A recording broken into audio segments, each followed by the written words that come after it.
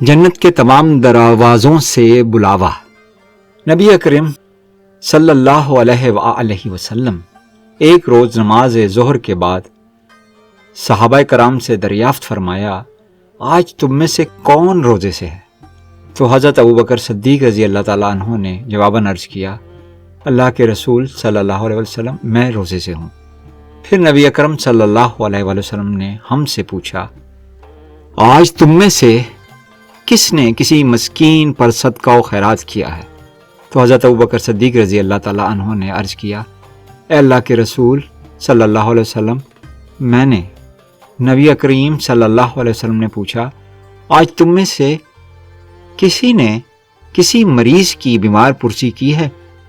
تو حضرت ابوبکر صدیق رضی اللہ تعالیٰ عنہ نے عرض کیا، یا رسول اللہ صلی اللہ علیہ وسلم میں نے مریض کی بیمار پرسی کی ہے۔ نبی پاک صلی اللہ علیہ وآلہ وسلم نے ہم سے پوچھا، آج تم میں سے کسی نے جنازے میں شرکت کی ہے؟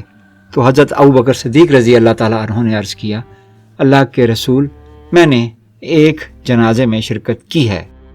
کہ تم میں سے کوئی ہے جس نے دو آدمیوں کے مابین صلح کروائی ہو؟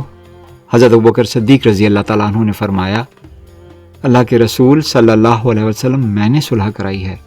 رسول اکرم صلی اللہ علیہ وآلہ وسلم نے فرمایا، جس شخص میں بھی مذکورہ نیک اعمال جمع ہو جائیں گے اس کا انعام سوائے جنت کے کچھ نہیں۔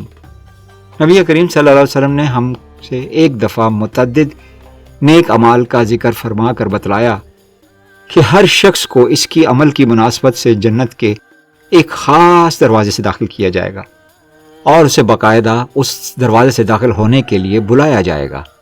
ابوبکر صدیق رضی اللہ تعالیٰ عنہ نے پوچھا، اے اللہ کے رسول کیا کوئی ایسا خوش نصیب بھی ہوگا جس کو جنت کے تمام دروازوں سے داخل ہونے کے لیے بلایا جائے گا؟